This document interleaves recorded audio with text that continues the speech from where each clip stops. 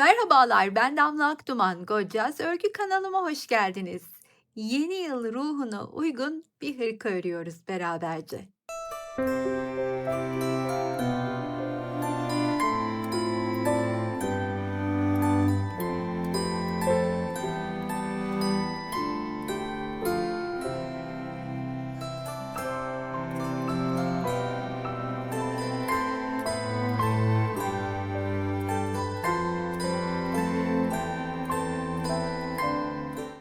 Bu hırkada zemin rengi olarak Etrofil cinsin 0,40'ını kullanıyorum. Ara renklerde ise size kod maalesef veremeyeceğim ama böyle yılbaşı ruhuna yakın hangi renkler güzel olur diye düşündüm. Biraz böyle kırmızı, biraz yeşil, biraz da içine softluk versin diye pudra tonları ekleyerek elimde kuşağı açılmış ipleri hem değerlendirmek istedim. Siz de istediğiniz ara renkleri motiflerde kullanabilirsiniz. Zemin bir tek koduyla elimde. Diğerlerini maalesef bilemiyorum. 3 milim tığ ile örüyorum hırkamı. Videoya kısa bir ara.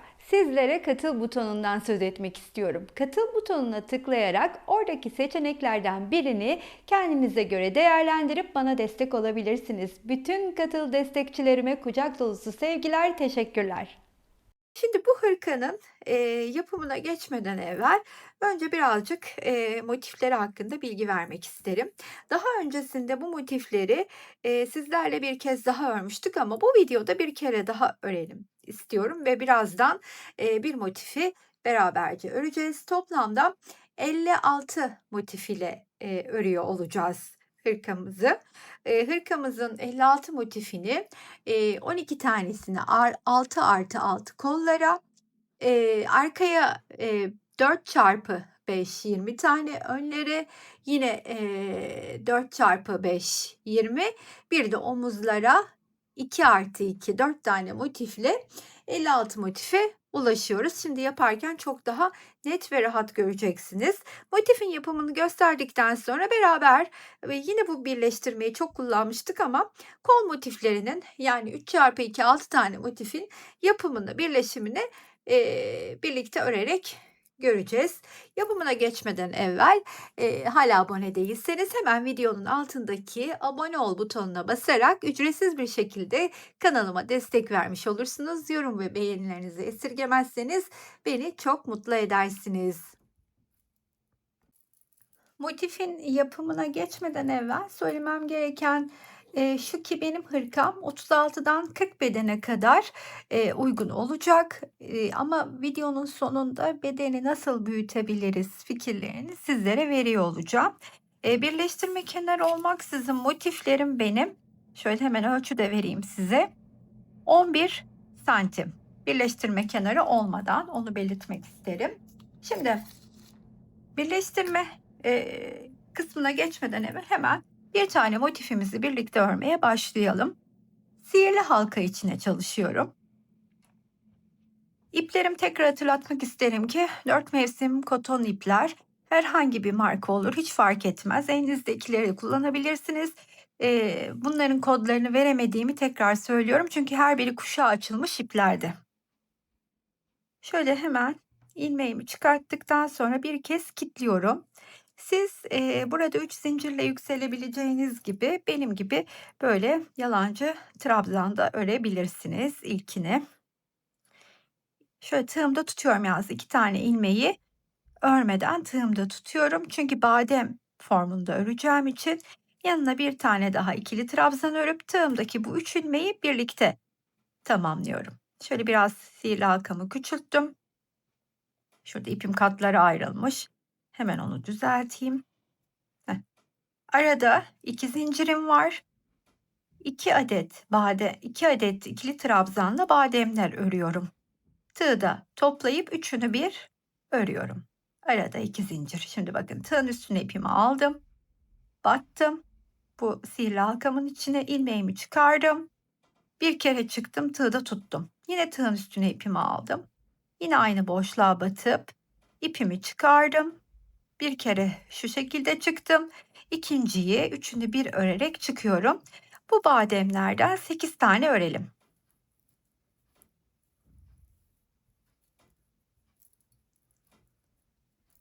8. bademimi de ördükten sonra ortadaki sihirli halkamı sıkıştırıyorum.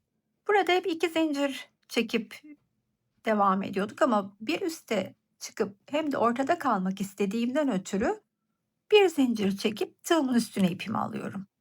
Ve buradaki ilk örmüş olduğum bademin tepesine batarken bu arkadan gelen ipi de tığımın üstüne alıyorum ve parmağımdan gelen ipi çıkartıp ilmeğime bu 3 ilmeği birlikte örüyorum. Ve yine burada ilk bacağımı yalancı trabzanla tamamlıyorum. Bu bir, tığımda tutuyorum. Şimdi 3 tane ikili trabzanla üçlü badem öreceğim yerdeyim. Tığın üstüne ipimi aldım. Bu arkadaki ipi de yine alıyorum. Örerek gizleyeceğim. Bir kere çıktım. Normalde bir alt sırada bu aşamada topluyorduk. Şimdi burada 3 tane olacağı için tığın üstüne ipimi aldım. Arkadan gelen ipi de yine alıyorum. Bu gizlemek için.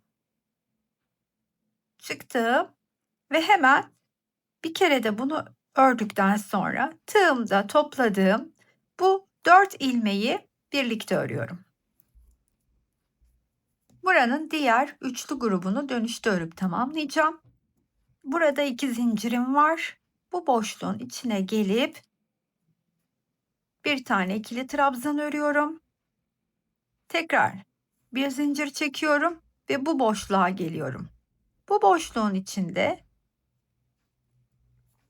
ilk olarak 3 tane ikili trabzanla ilk üçlü bademimi örüyorum. Bakın. Bu bir. Köşelerde ortada 3 zincirim var. Bu da ikinci grubum. 1 2 3, hepsini bir topla. Burada 2 zincir ve bu ortaya bir tane ikili trabzan. Yeniden 2 zincir. Köşe örmeye geldim yine. Pardon, bir kere çıkıp topluyorum. Bir diğer köşedeyim.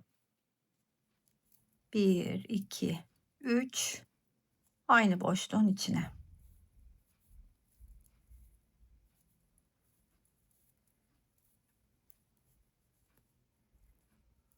Bir, iki, tekliyi örüyorum.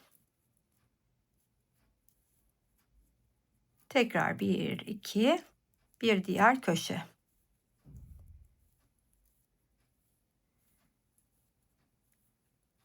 Arada 3 zincir.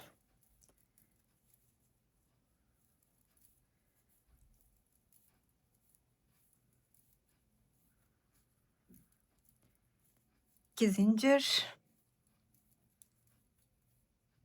Tekrar 2 zincir.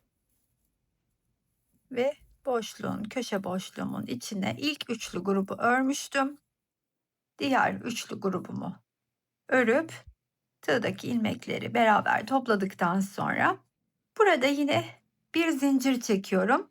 Bir üste çıkmak için. Yani normalde 3 zincir çekip buraya geliyorduk ama burada bir üste çıkacağımız için bir zincirimi çektim. Tığımın üstüne ipimi aldım ve hemen bu boşluğun içine batıyorum. İlmeğimi çıkartıp hepsini bir ördükten sonra yine 3 tane ikili trabzandan oluşan ilk bademimi öreceğim. Bu köşenin ilk bademi. Üçünü bir ördüm. Artık burada 3 zincirim var ve burada tek örmüş olduğum ikili trabzanın hem sağına hem soluna hem üstüne bir tane ikili trabzan örüyorum. 1 üstüne 2, diğer tarafa 3. Yeniden 3 zincir çekiyorum ve köşedeyim. Köşenin ilk 3 tane ikili trabzandan oluşan bademi. Arada 3 zincir. Aynı boşluğun içine bir diğer badem ve yeniden 3 zincir. Buradaki trabzanın önce bir tarafına, sonra üstüne, Sonra diğer tarafına ikili trabzanımı örüyorum. 3 zincirimi çekip diğer köşeyi oluşturuyorum. İşte başladığım noktaya kadar bu şekilde ilerleyeceğim.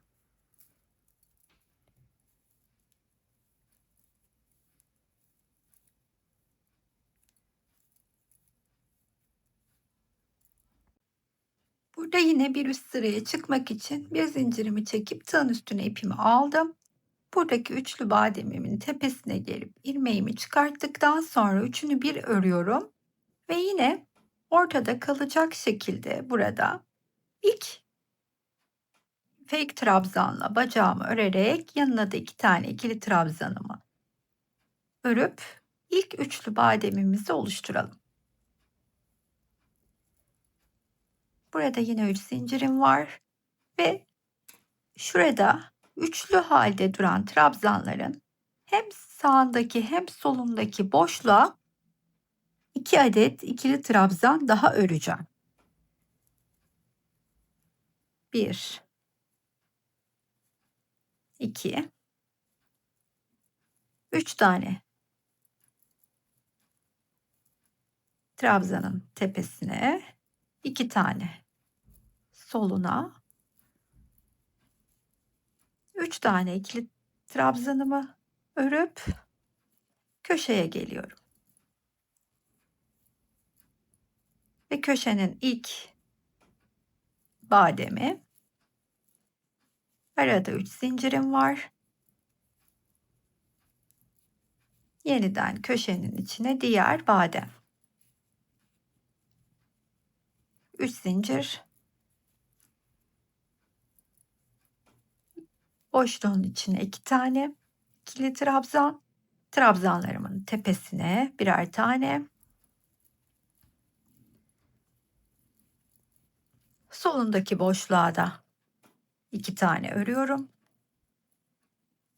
Ve 3 zincir çekip köşeye geliyorum ve bu mantıkla da bu sırayı tamamlayalım.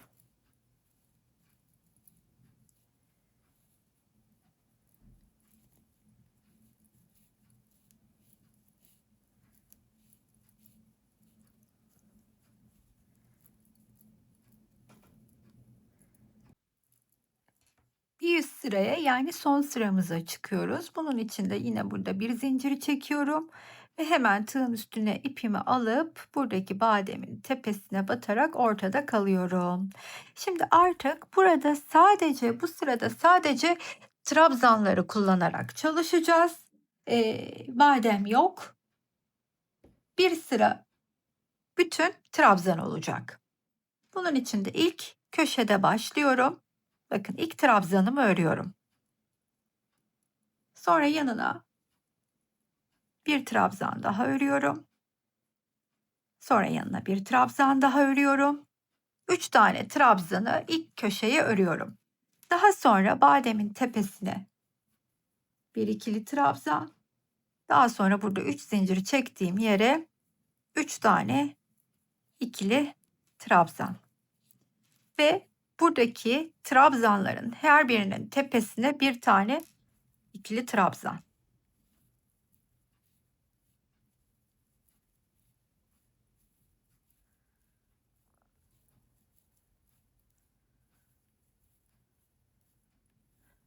Tekrar boşluğa geldiğimde 3 tane ikili trabzan.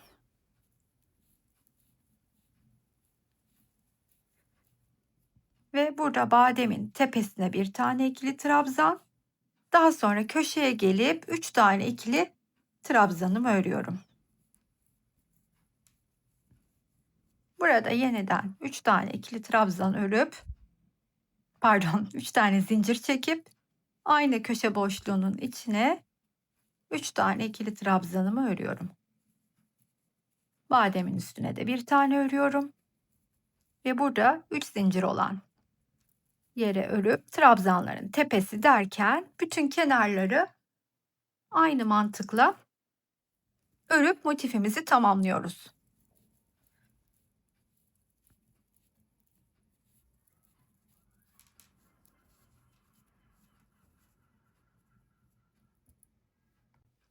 Dört kenarı da tamamladım. Artık başladığım noktaya yaklaştığımda burayı birlikte bitirelim istedim.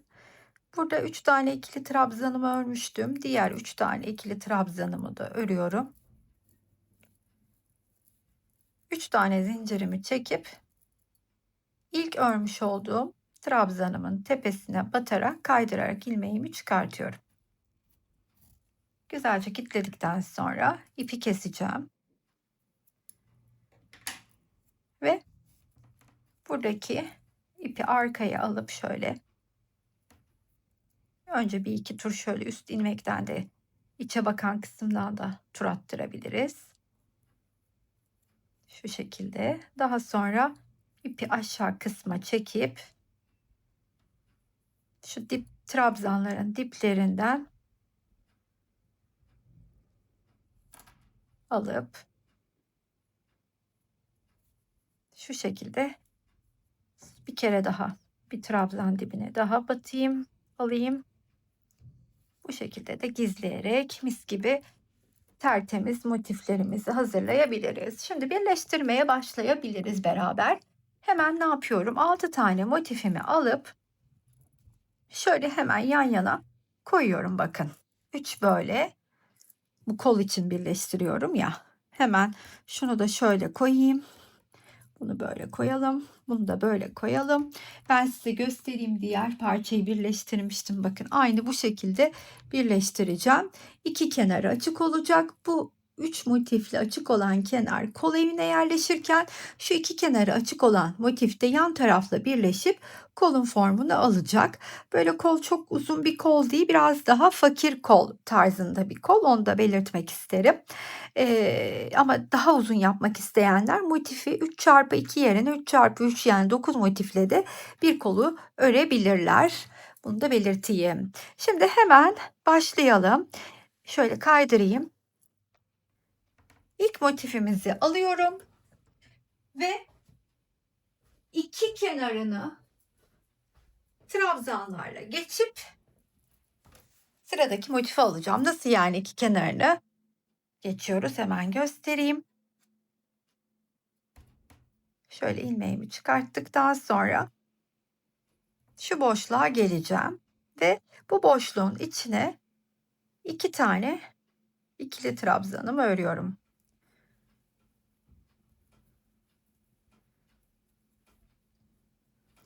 Tekrar ipi gizleyeyim. Trabzanların da tepesine ikili trabzanlarımı örerek ilerliyorum. Her bir trabzanın üstüne bir adet ikili trabzan örerek devam edelim. Köşeye geldiğimde iki tane ikili trabzanımı örüp arada zincirim artık 2, yine iki tane ikili trabzan örüyorum ve trabzanların üstüne örmeye devam ediyorum. Kenarın sonuna kadar. Daha sonra sıradaki motifi alıp birleşmeye başlayacağız. İki kenarını geçtim. Şimdi burada köşeye iki tane ikili trabzan ördükten sonra 2 de zincir çekiyorum. Yine sıradaki motifimi alıyorum. Yeni motifin köşesinin içine her ikisinin de ön yüzü bana bakarken 2 tane ikili trabzanımı örüyorum. Daha sonra bir trabzanı da ilk trabzanın tepesine ördükten sonra iki motifi sırt sırta verdirip buradan 1 2 3 tam karşısına denk gelen trabzanın tepesini bulup batıp ilmeğimi çıkartıyorum. Tekrardan tığın üstüne ipimi alıyorum. 3 tane ikili trabzanımı yan yana örüp tığdan çıkıyorum. Yeniden buradan sayıyorum. 1 2 3. Üçüncüye batıp ilmeğimi çıkartıyorum. Tığın üstüne ipimi aldım. 3 tane ikili trabzan yan yana. Tığdan çıktım. 1 2 3'ü saydım. Kenarın sonuna kadar bu mantıkla da devam edelim.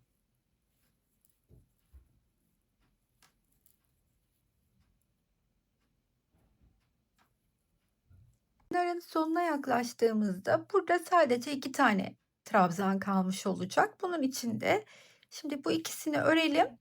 Bu 2 taneyi ördükten sonra çıkalım. Karşılığında da zaten bakın köşeyi saymıyorum. Köşenin içindeki trabzanları, trabzan üstündekileri sayıyorum. 1, 2. Burada ikinciye batıp ilmeğimi onun üstünden çıkarttıktan sonra köşeye geliyorum. 1, 2 ördüm. Bir zincir çekip tığdan çıktım. Buradaki köşe boşluğunun içinden batıp ilmeğimi çıkarttıktan sonra 2 zincir daha çekiyorum ve bu köşenin içine 2 tane ikili trabzan, daha sonra da trabzanların tepesine ikili trabzanlarımızı örmeye devam edelim. Şimdi şöyle göstereyim. Bunu bu kenarını öreceğim. Daha sonra gelip bu kenarını öreceğim.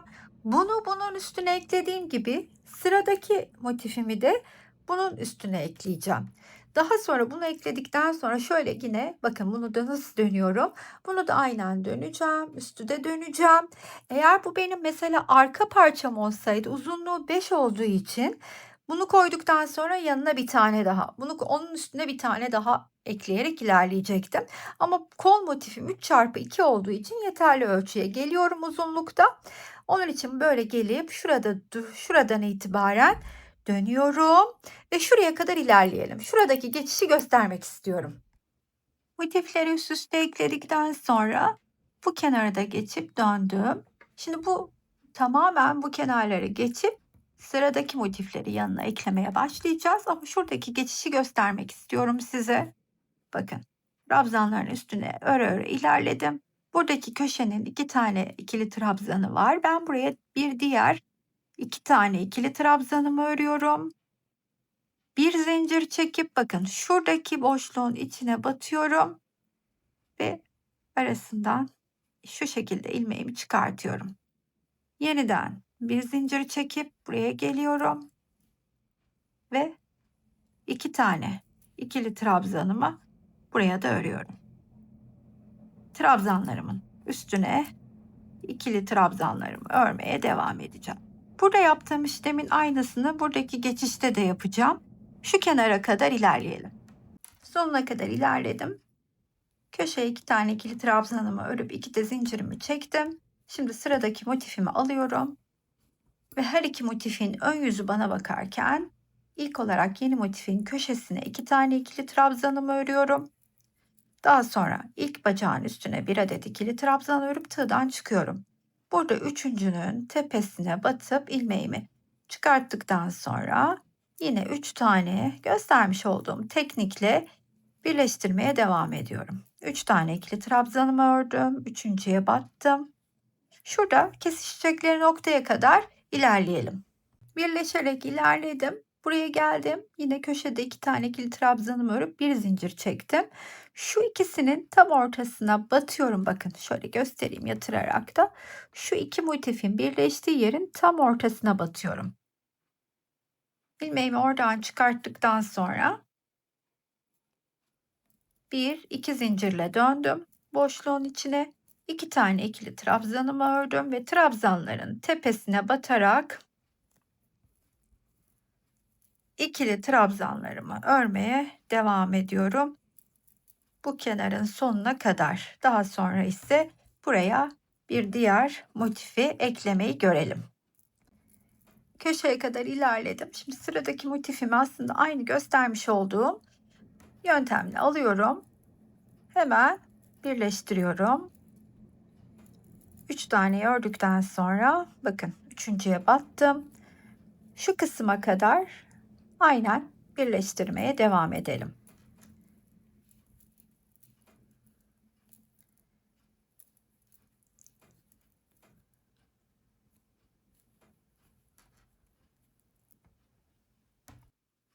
Birleşerek kenara ilerledim. Şimdi bakın bu köşenin içine de 2 tane ikili trabzanımı örüp bir de zincirimi çektim. Şimdi batacağım nokta bu 3 motifin tam orta noktası. Şuraya batıyorum ve ilmeğimi içinden çıkartacağım. Daha sonra 2 zincir çekip buraya dönüyorum. Köşenin içine 2 tane ikili trabzanımı örüp bu tepeye bir tane İkili trabzan tığdan çıkalım ve artık bu kenar birleşti. Sırada bu iki kenarın birleşmesi var. Bunun için de burada 1, 2, 3. trabzanı saydım. İlmeğimi içinden çıkardım. Aynı göstermiş olduğum yöntemle bu iki kenarı da birleştirelim. 1, 2, 3.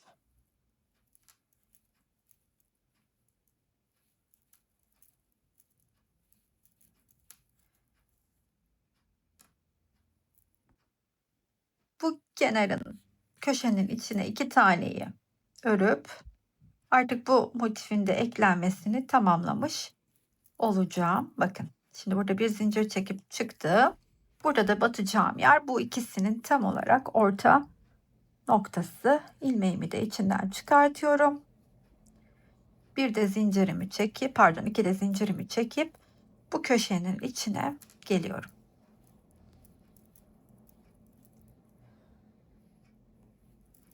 Ve trabzanların tepesine örmeye devam ediyorum ikili trabzanlarımı. Bu kenarın sonuna kadar ilerleyeceğim. Daha sonra bunu da ekledikten sonra 6 tane kol motifimiz kol evine yerleşmeye hazır olacak. Ne yapacağım? Bunu buraya birleştireceğim. Bu kenara kadar ilerleyeceğim ki şu uzun 3 motifli kenar açık kalacak. Onu kol evine yerleştiriyor olacağız. Ben bu parçayı birleştireyim. Artık bütünde birleştirmelere başlayalım. Arka parçamın 20 tane motifini 4 tanesi en, 5 tanesi boy olmak üzere birleştirdim. Şimdi bu parçayı birleştirdikten sonra benim uzunluk ölçüm 68, genişlik ölçüm ise 53 santim. Bunu 42 beden 42-48 kadara diyebilirim hatta. Örecek olan arkadaşlarım ilk başta benim bu eninde kullandığım 4 motif yerine 5 motif yapıp ortada da bir motifleri olabilir. Defalarca o tarz harika çalıştım, kanalımda mevcut. Bunu bir fikir olarak buraya bırakmak isterim sizlere. Daha sonra bu parçayı birleştirdikten sonra diğer sağ ve sol parçaları bunun üstüne ekleyeceğim için bunun hemen şöyle ters yüzünü çeviriyorum. Üstüne motifleri koyacağım. Sağ ve solu ne şekilde birleştirdiğimi size göstermek istiyorum. Şimdi hemen bir tanesini alıyorum. Bakın. Bu benim. Şöyle göstereyim size. Üzerime giydiğimde sol, önüme yatırdığımda ise sağ olan parça. Buradaki parçayı şöyle göstereyim. Omuz kısmında 2 tane motif artacak. 6 çarpı 2 12 motif halinde birleştirdim. 6 burada, 6 burada ve dikey bir birleştirme yaptım. İlk motifim buydu. Bunu aldım. Altına bunu, altına bunu derken sırasıyla bütün hepsini ekledim. Dümdüz çıktım örerek ve sırasıyla bunları yine ekledim. Buraya geldiğimde de artık yan tarafla birleşmeye hazırım. Yani dikey bir birleştirme yaptım ve 6 çarpı 2 12 derken omuzda 2 tane motifi fazladan örüp, çünkü bu benim omuz motiflerim olacak ve bu şekilde kol evim 3 motifli oluşacak. İkisi önde, biri omuzda. Bu tarafı yaparken ise şu şekilde ilerledim. Burada dikeydi birleştirmem, burada yatay birleştirme kullanıyorum. Yani o ne demek oluyor derseniz hemen göstermek isterim. Bu defa alttan birleşmeye başladım. İlk bunu aldım, yanına bunu aldım, hop üstünü ördüm. Daha sonra bunu aldım, yan yana birleştirdim, yine üstünü ördüm. Bu derken sırasıyla en üst 2 motife kadar geldim. Şimdi burada ise ne yapacağım hemen? Bu 2 tane kısımdan birleşme yapacağım. Yani sol taraf, önüme aldığımda sol taraf üstten, sağ taraf alttan birleşiyor olacak. Bu sağ elini kullanan arkadaşlarım için. Eğer sol elinizi kullanıyorsanız benim burada gösterdiğimin tam tersini yapıyor olacaksınız. Şimdi ben bu parçayı alıyorum ve burada şunu da belirtmek istiyorum hemen. Bakın. Şimdi ben bunu da buraya birleştirdiğimde şurada bir minik V oluşacak. Eğer bedeniniz 42'den fazlaysa, hatta 40 olup daha bol giymek istiyorsanız 40'tan 48'e kadar önerim şu arka ortaya 5 motif daha, yani 5 çarpı 5 gibi düşünün. Eğer uzunluğunu da 5 motifle yapacaksanız ortaya bir motif ekleyerek otomatik olarak büyütebilirsiniz. Ama eğer 48 beden üstüyseniz de yine arkayı dörtlü çalışıp kol altlarından motif ekleyerek büyütebilirsiniz. Eğer 54-56 bedenden de büyükseniz hem arkayı beşli çalışıp hem kol altına da motif ekleyerek ciddi bir büyütme yapabilirsiniz hırkada. Videonun sonunda bırakacaktım ama burada bu detayları da vermiş olayım tam da yeri gelmişken. Öyleyse bu parçayı hemen kenara alıyorum ve bu önüme yatırdığım sağ olan tarafla başlayalım. Nasıl başlayacağım? Şöyle hemen göstermek isterim. Şu Biraz yaklaşalım. Buradan karşılıklı nereye kadar? Bakın şu iki motifin olduğu yere kadar, üst iki motife kadar, bir tanesi zaten yukarıda boşta kalıyor. Şöyle birleşelim. Nasıl birleşiyorum? Köşeye gelmiştim burada. 2 tane ikili trabzanımı örüp bir de zincirimi çekmiştim. Şu karşısındaki parçanın köşesinden tığımı batırıp hemen içinden ilmeğimi çıkartıyorum. 2 zincir çekip bu köşenin içine diğer 2 tane ikili trabzanımı örüyorum. Bir de bunun tepesine örüp tığdan çıkıyorum ve buradan yine üçümü sayıyorum. Aynı göstermiş olduğum yöntem ile şu iki karşılıklı nasıl birleştireceğimi göstereceğim yere kadar ilerleyelim.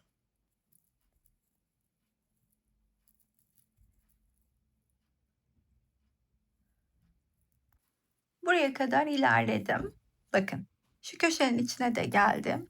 Şu birleşerek ilerledim. Köşenin içine de geldim. 2 tane ikili trabzanımı ördüm. Bir zincir çekip şu aradaki boşluğa batıp ilmeğimin de içinden çıkarttıktan sonra tığdan çıkıyorum. Ve arkada iki motifin tam birleştiği yerin ortasına batarak ilmeği içinden çıkartıyorum. Şu şekilde. Daha sonra bir iki zincirle dönüp bu köşenin içine diğer 2 tane ikili trabzanımı, daha sonra ilk trabzanın tepesine bir tane ikili trabzanımı örüyorum ve 1 2 3 sayarak karşılıklı birleştirmeye devam edelim. Dediğim gibi şu üstten 2 motif, burada da bir tane fazla motif kalana kadar. Yandan birleşerek kol evini oluşturacağım yere kadar geldik. Bakın şimdi. Burada üste doğru 2 motif, arkada bir motifim var. Ne yapıyorum? Bu 2 tane motifi, bunu ve bunun kenarını şu üste kadar hiçbir yerle birleşmeksizin örmeye başlıyorum.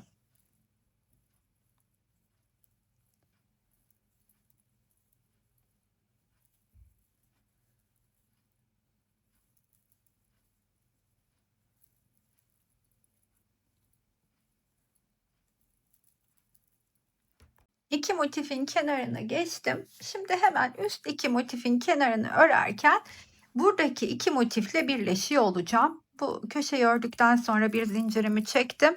Burada hemen şu motifin köşesinden batıp ilmeği içinden çıkartıyorum. 2 zincir çekip buraya dönüyorum ve karşılıklı bu iki motifi arkadaki iki motifle birleştirelim.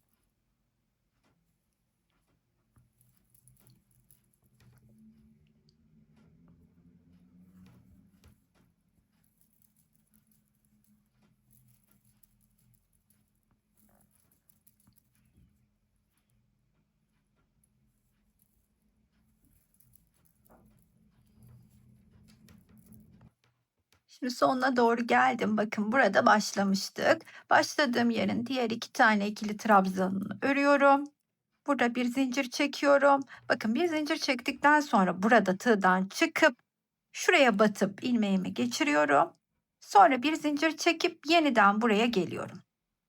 Ve burada birleştirmenin bu tarafın finalini bu şekilde yapıyorum. Şurayı hemen göstermek istiyorum size. Bakın bu omuzdaki motiflerin duruşunu. Şu şekilde duruyor omuzdaki motiflerimiz. Kol evimizde 3 tane motifle oluştu. Şimdi burayı da birleştirirken diğer parçayı alayım hemen. Yerine birlikte oturtalım. Şöyle göstereyim size. Şimdi bunu buradan birleştirmeye başlayacağım. Üstteki kenardan, bu üst iki kenarında motifi bu şekilde yukarıda kalacak. Ve bakın, onu da burada tutturacağım için başlarken şimdi birlikte başlayacağız. Şurada minik bir V'miz oluşacak. Bu V'de ensedeki rahatlamayı sağlayacak. Bunu buradan başlayıp şu şekilde birleştireceğiz. Daha sonra bu üst kenarları birleştirdikten sonra şu iki tane motifin kenarını karşıyla birleşmeden öreceğiz. Yani burada kol evimizi oluşturduktan sonra da aynı diğer tarafta göstermiş olduğum sistemle kol altından etek ucuna kadar birleştirip bu parçayı bitireceğiz. Şimdi ben ilk başlangıcı size göstereyim. Zaten devamını göstermiş olduğum şekilde örerek ilerleyeceğiz. Hemen şu kısmı göstermek istiyorum size. Nasıl başlayacağız? Burada ilmeğimi çıkarmıştım. Hemen küçülteyim. Şu arka kısımda, şu tam hepsinin kesiştiği şu noktanın bakın tam ortasına batıyorum. Tam ortasına bu ilmeğimi içinden çıkartacağım. Bir saniye şu ipi şöyle dışa doğru alayım.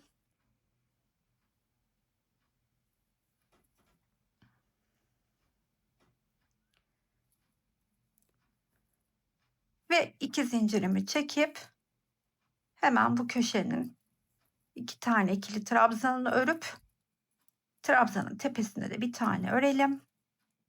Çıkalım ve karşıyla birleşmeye başlayalım. İşte aynı dediğim gibi şu üst iki kenarı birleştirip yan iki tane motifi birleşmeksizin örüp kol altından eteğe kadar da birleştirmemizi yapıp bu tarafında monte işlemi tamamlansın ve hırkanın kollarını takmadan evvel hırkamızın etrafını beraberce örelim.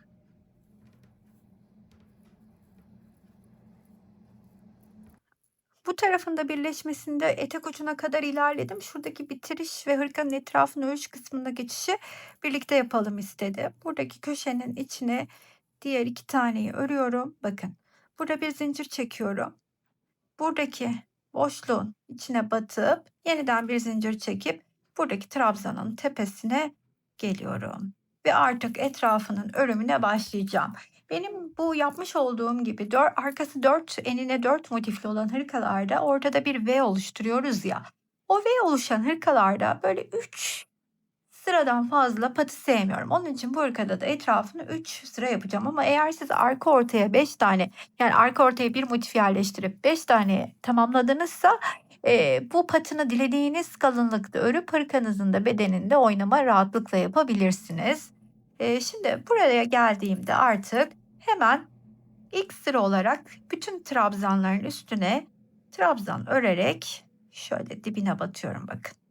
Fake trabzanımı ördüm. Siz zincirle de yükselebilirsiniz. Burada bir kere daha göstereyim size. Trabzanın üstüne kaydırarak gelmiştim. Yükseldim. Döndürüp tığımın üstüne aldım. Kendi dibine battım. İlmeğimi çıkardım. Şuradan gelen ipi önce içinden sonra bu döndürdüğümün arkasından geçirip ilk trabzanımı ördüm. Dediğim gibi bu sıra trabzanlarla devam ediyoruz sadece. Şu köşelerin olduğu yere kadar örelim. Buraya kadar ilerledim. Şimdi buradaki ilk köşenin içine 2 tane ikili trabzan. Daha sonra buradaki diğer köşenin içine de 2 tane ikili trabzan örüp trabzanların tepesine ikili trabzanlarımı örmeye devam ediyorum. Buradaki köşeye kadar ilerleyelim. Şu köşedeki geçişi de birlikte yapalım.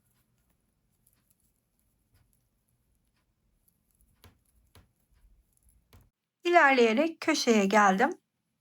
Köşenin içine önce 2 tane ikili trabzanımı örüyorum. 2 zincir çekip yeniden 2 tane ikili trabzan örüp trabzanlarımın üstüne göstermiş olduğum gibi ikili trabzanlarımı örmeye devam ediyorum. Bütün bu köşe geçişlerini biraz evvel göstermiş olduğum gibi tamamlıyorum. Ensedeki V yapılan yerin geçişine kadar bu şekilde örelim. Enseyi de beraber dönelim.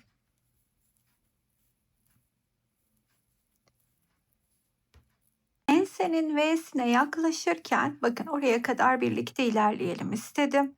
Şimdi trabzanlarımın üstüne örmeye devam ediyorum. Buraya geldiğimde tam arkada ensede şöyle bir görüntümüz olacak. Bakın şöyle göstereyim size. Burada nerelere batacağımızı da göstereceğim şimdi. Burada ilk önce şu kırmızıdan gelen köşenin içine bir tane örüyorum. Daha sonra bakın hepsinin birleştiği orta yere bir tane örüyorum. Bir tane de bu köşenin içine örüyorum. İşte bu kısmı, ensedeki kısmı bu şekilde geçtikten sonra artık göstermem gereken bu sırada herhangi bir şey yok. Bir üst sıraya geçene kadar trabzanlarımızı örelim. Başladığımız noktaya geldiğimizde bir üst sıraya nasıl geçeceğim ve lastik örümüne nasıl başlayacağım göstereyim.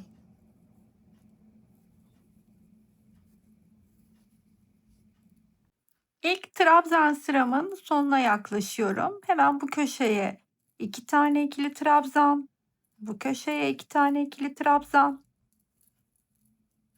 ve buraya bu ilk örmüş olduğum trabzanın tepesine kaydırarak geliyorum ve hemen lastik örümüne başlıyorum ikinci sırada. Şöyle yükseldim. Etrafında döndürdüm tığın üstüne ve üstünde bulunduğum trabzanı şöyle öne aldım. İlk öne alarak lastik örümüne başlıyorum. Daha sonra arkaya alıyorum. Şu şekilde öne,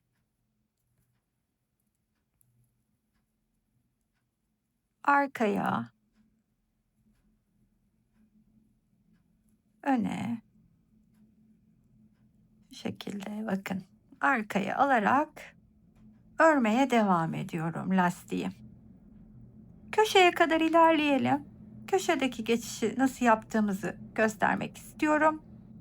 Köşeden sonra da tabii bir de yakadaki, ensedeki kısmın geçişi önemli. Devam edelim.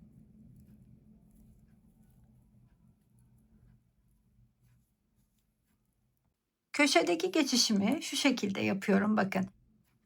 Sırasıyla yine öne arkayı alarak örüyorum.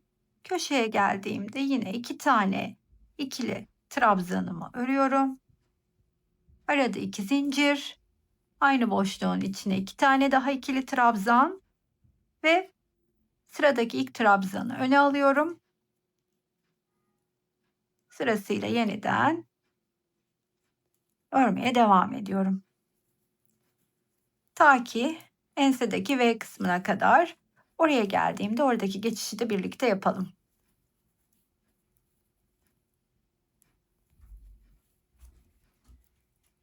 Ensedeki o geçişi nasıl yapacağımızı göstereyim. Aslında burada herhangi bir farklılık yok. Görmüş olduğumuz her bir trabzanı yine burada da sırasıyla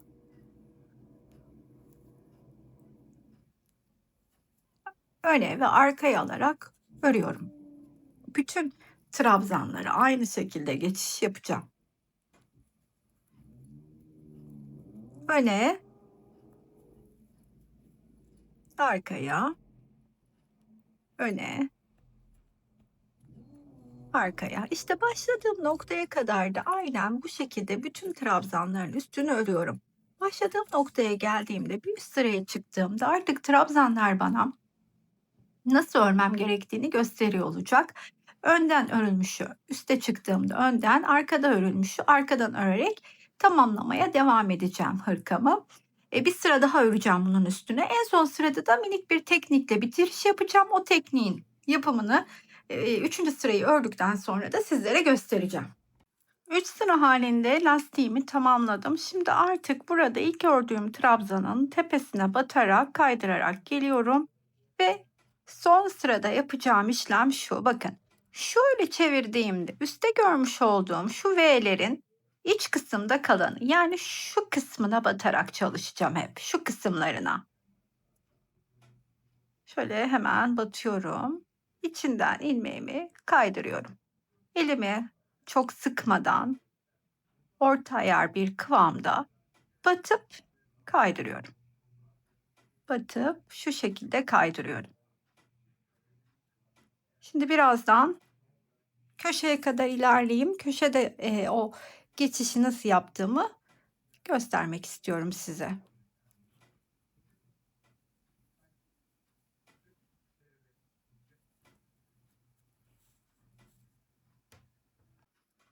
Bu köşeye kadar ilerledim. Hemen köşenin içine de geldiğimde 3 tane sık iğne örüyorum. 3 sık iğne örüp yine kaldığım yerden trabzanların tepesindeki iç kısma batarak kaydırmalarımı yapıyorum.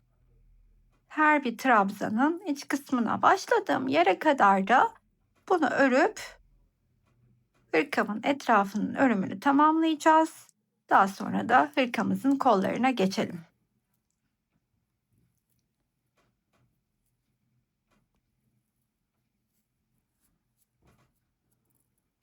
Hırkanın etrafının patını son sırasını da örerek tamamladım. Hatta bakın kolun bir parçasını yerine yerleştirdim bile. Şimdi bakın bu üç motifli yere nasıl yerleşeceğiz onu size göstereceğim. Hemen buradaki kol evini önüme alıyorum. Ve daha önce birleştirmiş olduğumuz 3 parçalı, 6 parçalı motifimizin şu 3 tarafı açık olan yani şu kısmını alıp hemen yerleştireceğim. Şöyle ki şuradan itibaren bakın bunu bununla, bu motifi bununla, arkadakini de bununla birleştirerek tamamlamış olacağız. Bunun için ilk olarak şuradaki ilmeğimin içine batıyorum. Batmadan evvel ilmeğimi burada çıkartmıştım. Bir zincir çekip bakın şu kısım tam kol altına denk gelen kısımdan batıp ilmeğimi çıkartıyorum. Daha sonra 2 zincir çekip bu köşenin içine 2 tane ikili trabzan, trabzanın tepesine bir tane ikili trabzan örüyorum ve burada üçüncünün içinden ilmeğimi çıkartıp karşılıklı bu motifleri kol evine yerleştiriyorum. Göstermiş olduğum teknikle.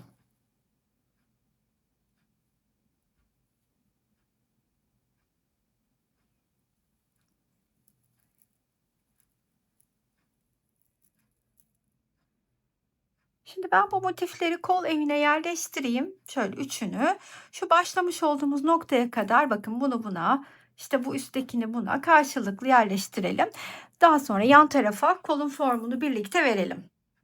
Başladığım yere kol altına kadar ilerledim. Şimdi burada da hemen yine kol altındaki orta noktaya batıp ilmeğimi içinden çıkarttıktan sonra iki zincir çekiyorum ve hemen bu defada bu kol motiflerinin yan tarafını karşılıklı birleştirerek iki motifi böyle karşılıklı birleştirerek formumu vereceğim kolumun. Aynı göstermiş olduğum tekniği kullanarak birleştiriyoruz. Yani ilk olarak ne yapıyorum? Köşenin içine 2 tane ikili trabzanımı örüyorum. Trabzanın da tepesini ördükten sonra karşıyla birleşiyoruz. 1 2 3.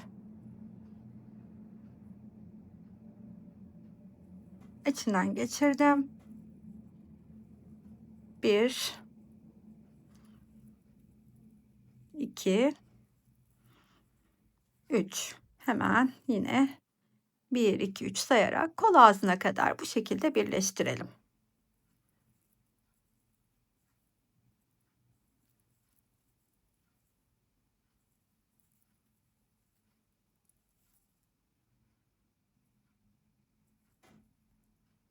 Burada sonuna geldiğimde köşenin içine 2 tane ikili trabzanımı örüp bir zincir çekiyorum ve hemen buradaki köşe boşluğundan ilmeğimi geçirdikten sonra bir kere zincir çekip ilk ördüğüm trabzanın tepesine kayarak geliyorum. Burada da hırkanın etrafında olduğu gibi ilk sıram trabzanlar. Ben yine tek trabzanla yükseliyorum. Siz dilerseniz 3 zincirle yükselebilirsiniz. Her bir trabzanın tepesine Bir tane ikili trabzan örerek ilerleyelim.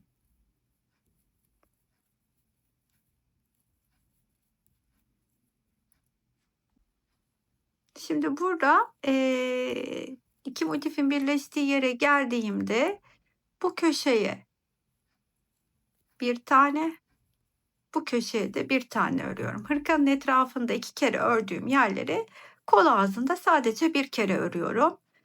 Sonrasında da bu şekilde başladığım noktaya kadar ilerleyeceğim.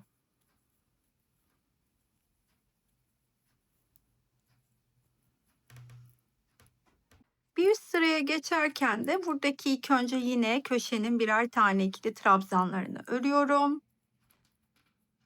Kaydırarak ilk trabzanın tepesine geliyorum ve buradan itibaren lastik örümüne başlıyorum. Bakın, bunu öne aldım. Siz burada zincirle yükseliyorsanız yeriniz biraz daha belli olacaktır. Sıradakini arkaya aldım. Öne, arkaya, aynı hırkanın etrafında yaptığım gibi 2 sıra bunu örüp en son sırada da o kaydırma tekniğini uygulayıp tamamlayacağım. Yani, tekrardan göstereceğim, değişik bir şey yok. Evet efendim, en sevdiğimiz kısım, finale geldik. Yeni yıl ruhunu taşıyan hırkamı tamamladım. Umarım siz de bu hırkayı sevmişsinizdir. Örmeye değer görürsünüz. Bence çok keyifli bir hırka oldu. Üzerimde duruşunu da çok sevdim.